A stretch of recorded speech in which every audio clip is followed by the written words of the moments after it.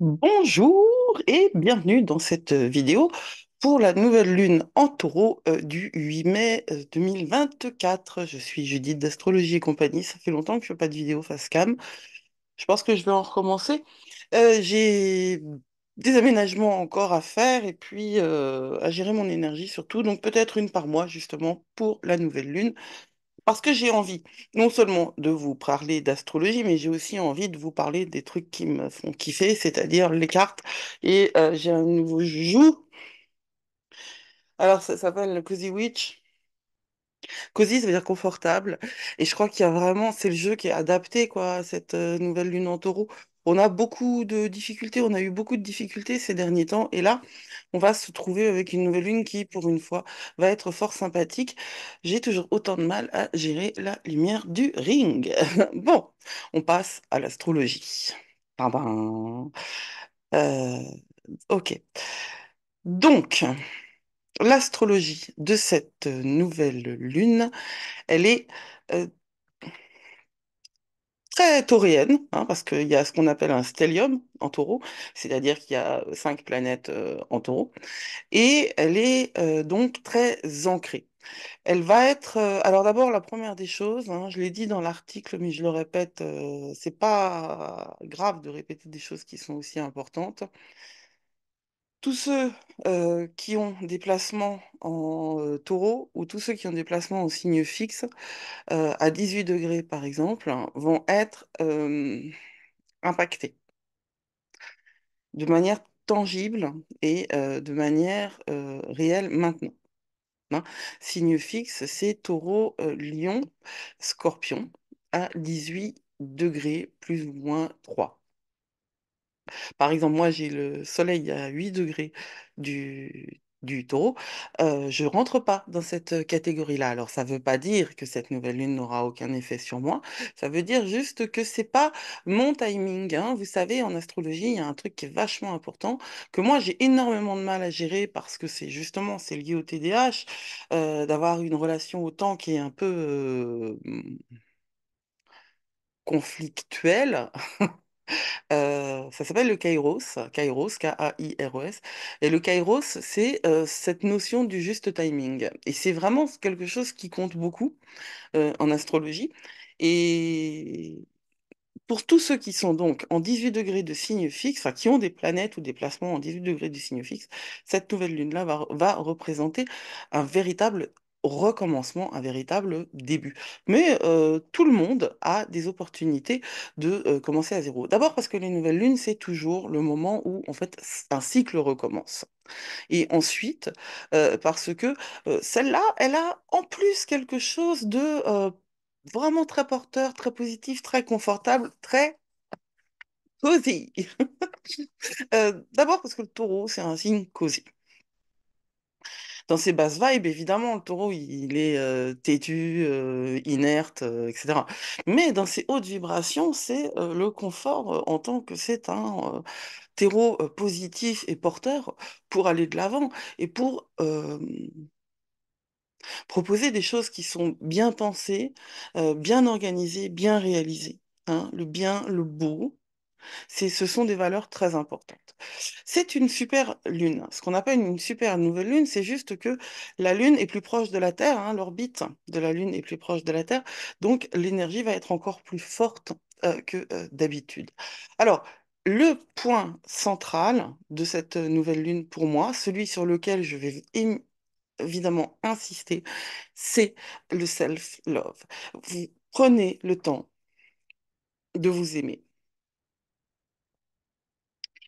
Sans narcissisme, sans tomber dans les pièges de la spiritualité facile du New Age, prenez le temps de vous aimer pour ce que vous êtes, en étant dans une authenticité réelle. Quand vous aimez quelqu'un, qui n'est pas vous, quand vous aimez quelqu'un, vous l'aimez à la fois avec ses défauts et ses qualités. Vos enfants, votre conjoint, enfin l'amour de votre vie, vos amis, vous les aimez aussi pour leurs défauts. Pourquoi ne pas appliquer cette règle-là à vous-même? Ça a l'air d'être une évidence, mais je peux vous assurer que je sais par expérience parce que j'ai fait pas mal de coaching, parce que j'ai fait pas mal de consultations, même si là je suis en pause, je sais que on ne se traite pas comme on traite les autres, consciemment. Inconsciemment, c'est une autre histoire, hein. Inconsciemment, on projette sur les autres ce qu'on n'est pas, ce qu'on est, pardon. Et cette dimension-là, c'est ça qui va nous faire commettre des abus, etc. Ça, ce sont les ombres, hein. Mais consciemment, on ne s'aime pas comme on aime les autres. Il y a une espèce de qualité, on dirait, une espèce de vertu à être dans l'auto-négation, l'auto-dénégation pour ne pas tomber dans le narcissisme ou dans l'insolence ou dans l'arrogance. C'est une erreur. L'humilité, la vraie humilité, c'est de faire la part des choses entre ce que sont nos forces et ce que sont nos faiblesses, et considérer nos faiblesses comme des caractéristiques à l'instar des forces. Choisissons l'amour de nous-mêmes, et dans tout ce qui va se passer à partir de la nouvelle lune, il est vraiment le temps. Ça peut pas se faire comme ça, hein, de s'aimer, hein. Ça peut pas se faire comme ça, hein, de prioriser l'amour de soi, parce que ça fait partie des patterns généraux, des schémas généraux de construction d'une personnalité dans une structure. Ça fait partie des ombres de notre société de ne pas s'aimer, surtout quand on n'est pas dans un milieu ou dans une structure qui vous reconnaît. Mais je peux vous assurer quelque chose, c'est qu'en termes de self-love, ce ne sont pas les personnes qui réussissent le mieux qui en sont le plus garanties, hein. Au contraire, au contraire. Euh, le self-love, vraiment, c'est faire les choix qui sont positifs pour nous, positifs pour notre chemin d'âme, notre chemin de vie, positifs pour ceux qui sont autour de nous aussi, parce que nous sommes des modems. Personne ne connaît ce mot, à part les vieux. Des modulateurs de fréquence, ça s'appelle. C'était les premiers machins qui permettaient de recueillir Internet avant que 2000 arrive. Ouh, ouh, ouh. Donc c'était vraiment il y a super longtemps. Nous sommes des émetteurs, récepteurs, et tout ce que nous sommes à l'intérieur, nous l'envoyons à l'extérieur. Ça, quand on a des bébés, on le sait, hein. Plus on stresse, plus ils pleurent. Plus ils pleurent, plus on stresse, etc., etc. N'empêche que c'est une des premières leçons qui n'est pas possible à prendre à ce moment-là. N'empêche que nous sommes des émetteurs-récepteurs. Et la première des choses à faire pendant cette nouvelle lune, c'est de s'aimer et de se poser la question, que ferait dans cette situation, à chaque fois que vous avez des situations à vivre, et on en a quelques-unes par jour, situation, c'est bien, c'est n'importe quoi en vérité, hein. Que ferait une personne qui s'aime vraiment dans cette situation? Voilà. Alors pour moi, c'est est-ce que je reprendrais vraiment une part de ce fabuleux gâteau qui, je sais, va me casser l'énergie parce que ça va faire monter le cortisol, parce que ça va donner un pic de dopamine pour l'écraser après. Voilà. Si je m'aime vraiment, est-ce que je choisis ce moment-là de confort et de délice au prix de toutes les heures derrière et du plaisir que j'ai à travailler et que je ne pourrais pas travailler parce que je ne serais pas en état de travailler? Voilà, c'est ça les questions, hein. Le taureau, c'est aussi un être éminemment branché concrétude, des trucs qui sont costauds, qui sont réels, qu'on touche. L'abondance, la prospérité, la richesse. Et là, on va devoir se poser la question, parce que Vénus, elle est juste là, donc on est vraiment dans cette énergie-là. Posons-nous la question, c'est quoi la richesse pour nous? En vrai, c'est quoi la richesse et l'abondance pour vous? Évidemment, toutes choses étant égales par ailleurs, évidemment que si vous bataillez pour finir les mois, si vous n'avez pas de quoi nourrir vos enfants en sécurité, si tous les mois vous avez peur que la voiture tombe en panne et de ne pas pouvoir la soigner, guérir, réparer, euh, évidemment que la richesse, c'est financier. Mais si on a dépassé ça, parce qu'on a réussi à s'aimer suffisamment pour faire les choix nécessaires pour aller vers un équilibre financier de base. Si on a réglé ces problèmes aussi de vœux de pauvreté ou d'autres choses. Voilà, hein. Et puis il n'y a pas que ça. Évidemment qu'il y a des conditions sociales, évidemment qu'il y a des conditions d'origine. Je veux dire, tout le monde n'a pas les mêmes chances. C'est vraiment évidemment. Mais si toute chose étant égale par ailleurs, qu'est-ce que c'est la richesse? Pour moi, perso, la richesse, c'est pas Dubaï. Hein. La richesse que moi je veux, l'abondance que moi je veux, c'est pas Dubaï, c'est pas les jets, c'est pas la montre machin, c'est pas la voiture truc.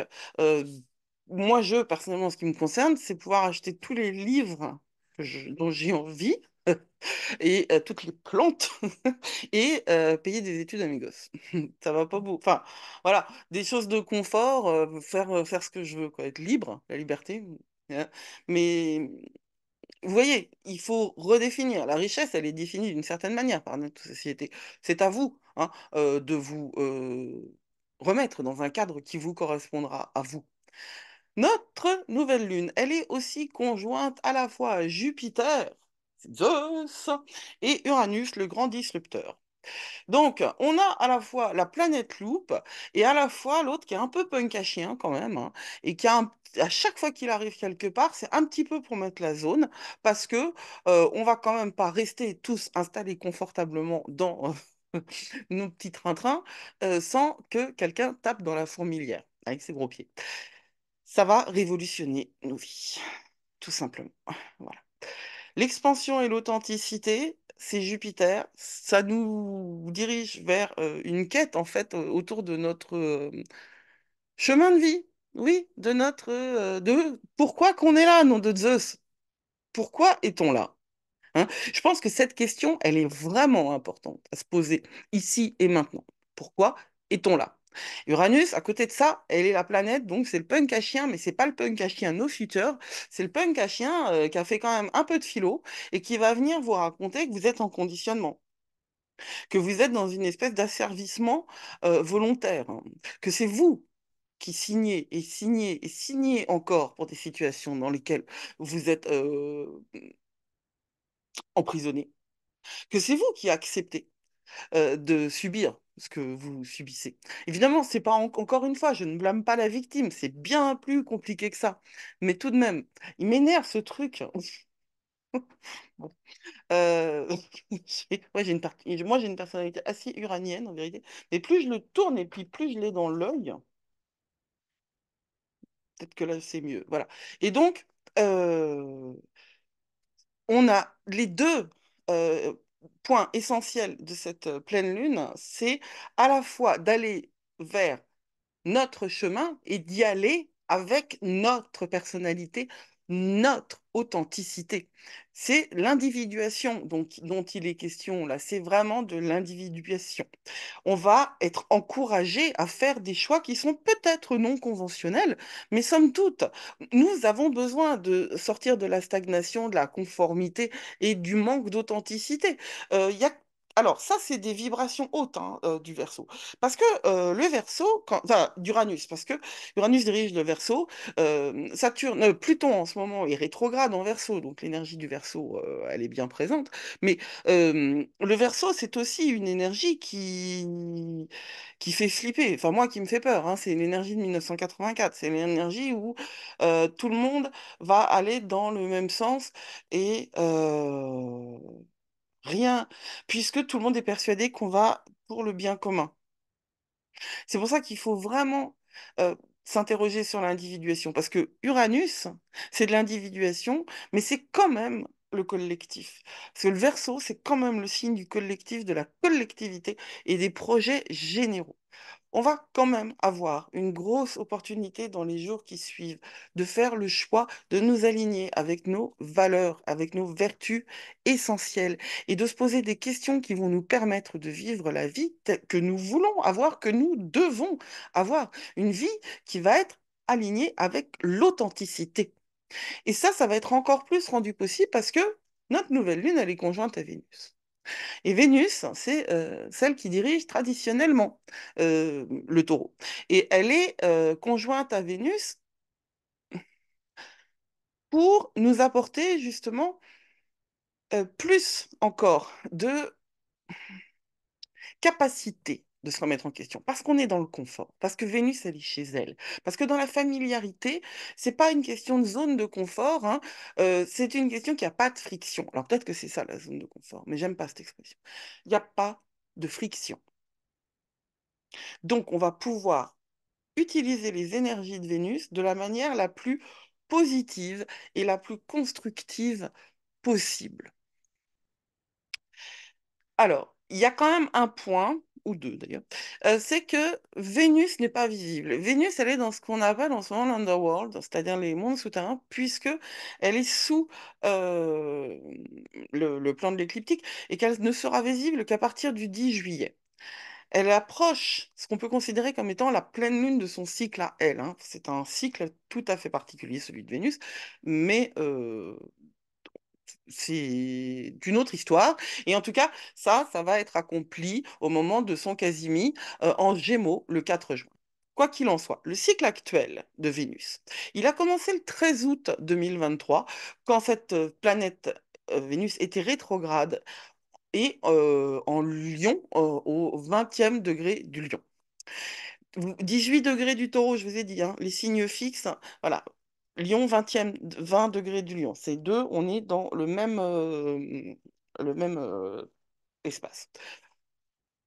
Allez voir, qu'est-ce qui se passait dans votre ville 13 août 2023? Il y a des choses qui sont passées dans votre ville 13 août 2023 ou autour du 13 août 2023. Certainement des choses autour de la conscience et de la conscience de votre but sur cette terre. La conscience de ce qu'il fallait changer dans vos relations, dans toute relation avec, pas que les gens, mais avec tous les domaines dirigés par Vénus, c'est-à-dire la romance, la sensualité, notre estime de nous-mêmes, notre self-love, nos valeurs, l'art, la beauté, hein. Et c'est dans cette perspective-là, c'est avec cette réflexion-là, avec ce recul-là du 13 août, qu'on va pouvoir dans cette nouvelle lune, avoir un esprit clair et recommencer un nouveau cycle. Et puis, on est quand même aussi avec une nouvelle lune qui est sextile à Saturne et avec une conjonction Mercure-Chiron. Ça a commencé en début de semaine. Le Soleil était sextile à Saturne précisément lundi, mardi, mercredi, et la pleine lune, c'est jeudi, où c'est, disait, un jour près. Moi, je trouve que c'est assez génial que j'ai choisi un truc où il faille être dans le temps, alors que quand j'étais prof, je disais toujours, bon, à l'année prochaine à mes élèves, alors que c'était la semaine prochaine. Si c'est un étudiant, bah, c'est un... Voilà, j'ai un problème avec le temps. Quoi qu'il en soit, on est quand même à l'intérieur de cette énergie-là, c'est-à-dire du sextile du Soleil à Saturne, dont j'ai beaucoup parlé dans les brèves de Lune.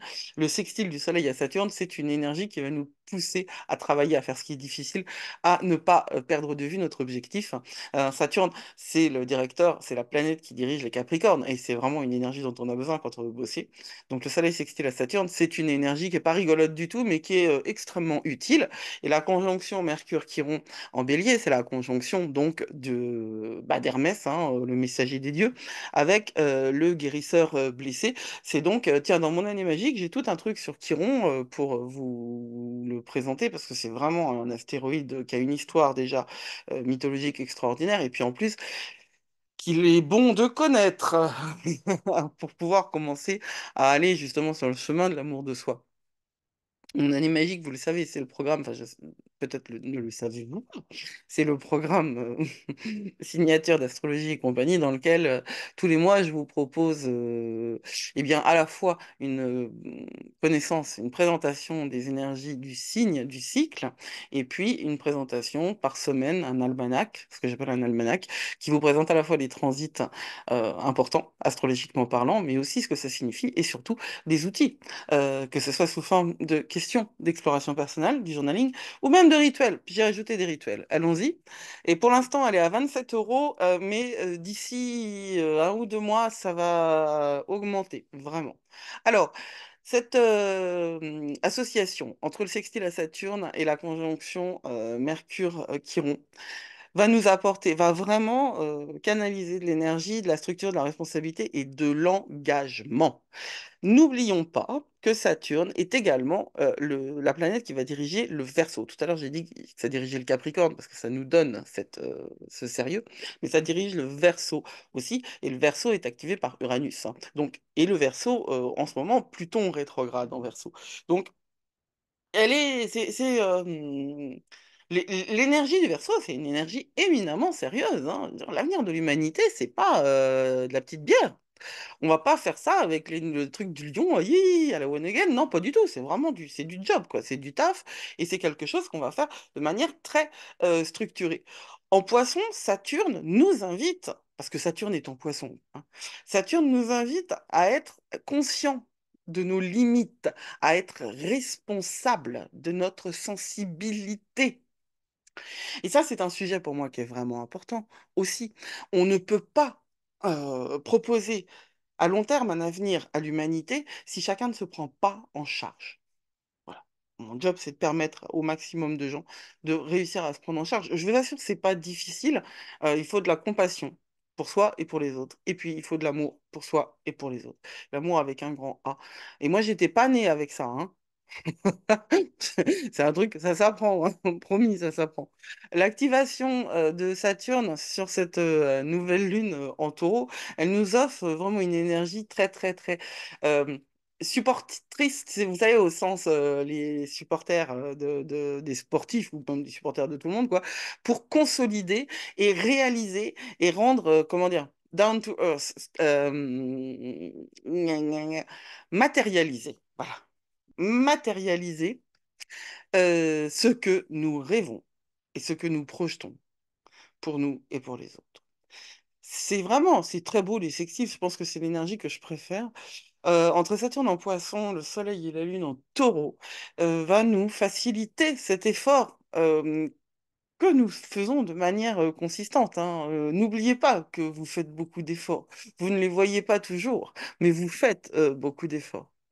Vous faites bien plus que ce que vous imaginez, ça c'est un certain temps. Un certain temps, c'est une certitude. Là, on est dans le dernier alignement entre Mercure et Chiron. Et c'est vraiment un point pivot dans notre processus de guérison. Ça va faciliter une transformation, un shift dans la conscience que nous avons par rapport à tout ce qui a émergé ces derniers temps. On va enfin comprendre pourquoi on a vécu tout ça. Pourquoi on est passé par toutes ces épreuves? Pourquoi on a eu toutes ces batailles qu'on a toutes relevées? Vous les avez toutes relevées. Les avez-vous toutes gagnées? Peut-être pas, mais vous les avez toutes relevées. Ça, c'est une certitude. Vous pouvez dorénavant rénover votre relation avec vous-même et avec la manière dont vous parlez à vous et vous parlez aux autres. Faites attention, la langue est la pire et la meilleure des choses. Si vous êtes dans l'inconscience, en plus avec Mars en bélier, et cette espèce d'énergie un petit peu très réalisatrice, très concrétrice, n'importe quoi, très dans la manifestation. Vous pouvez dire des conneries parce que, mais à ce moment-là, soyez dans le pardon, hein. Soyez dans le pardon. On dit tous des conneries à un moment ou à un autre. Et parfois, ce sont d'énormes conneries qui ont d'énormes conséquences. Et ben, pour bien gérer les conséquences d'un truc, la première des choses, c'est de se pardonner. Ensuite, il y a énormément de possibilités de manifestation, sauf que, voilà, tout de suite après, Cérès va rétrograder. Et j'ai pas parlé des astéroïdes encore, mais je vais le faire. Maintenant, je vais commencer à intégrer les astéroïdes dans mon astrologie, enfin, dans l'astrologie que je partage. La rétrogradation de Cérès, elle commence le 15 mai.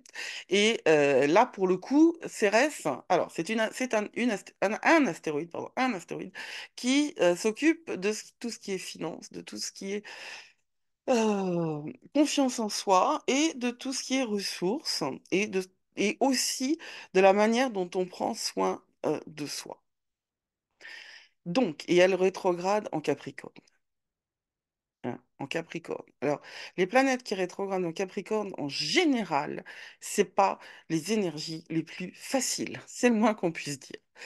Il va y avoir peut-être émergence de blocage. C'est pour ça que je veux travailler avec les astéroïdes, parce que c'est ça aussi qui explique des choses qui arrivent dans nos vies et qu'on ne comprend pas à la lumière de l'astrologie des grandes planètes et de l'astrologie générale.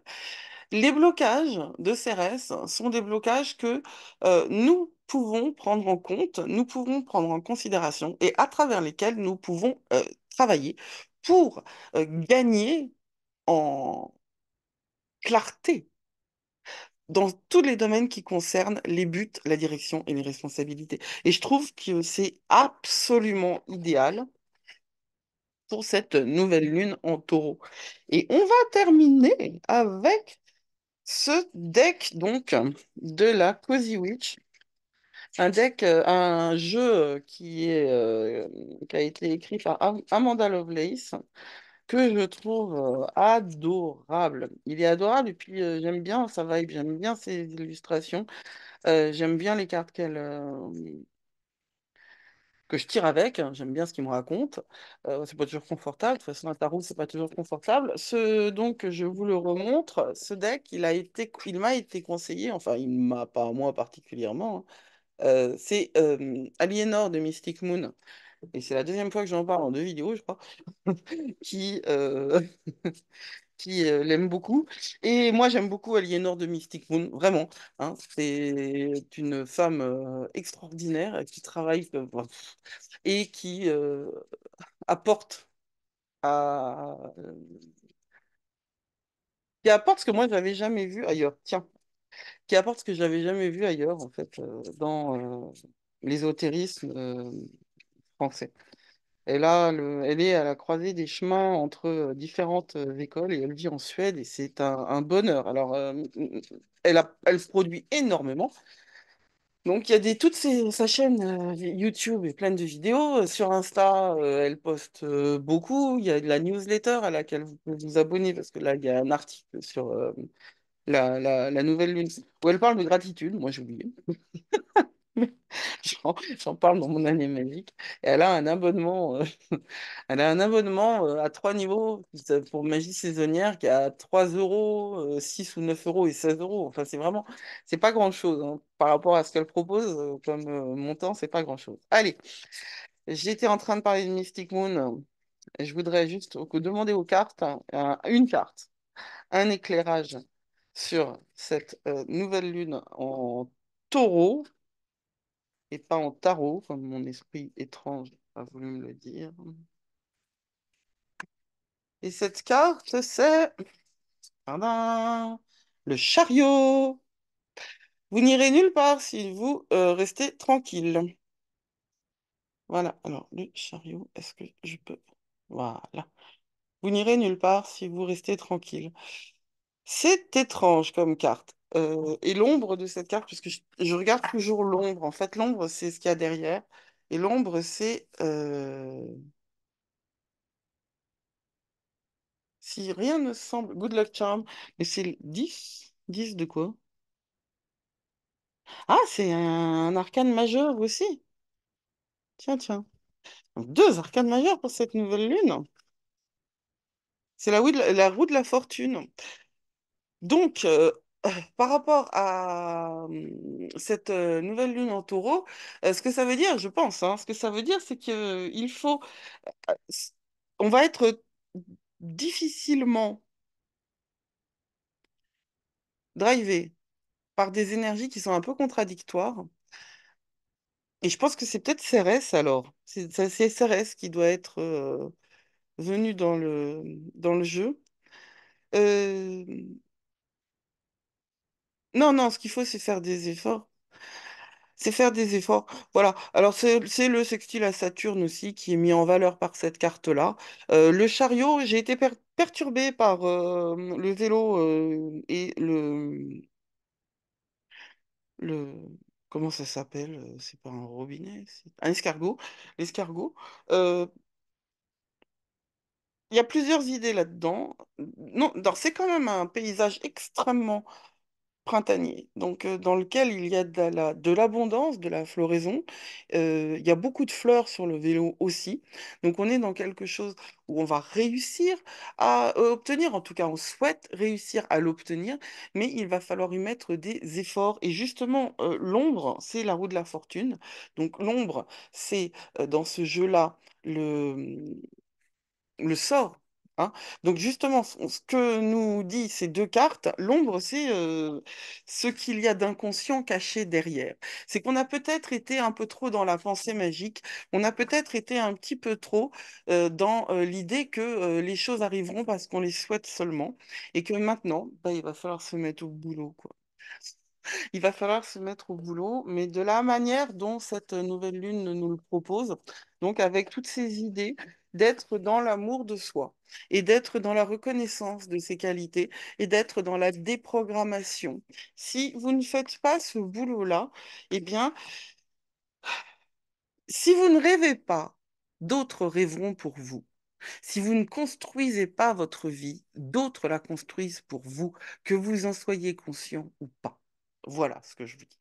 J'espère que ça vous aura intéressé, ce retour avec des images dedans. Et n'hésitez pas à commenter. Prenez soin de vous. Vous êtes plus fort que vous croyez. Et blessed be, c'était Judith d'Astrologie et compagnie.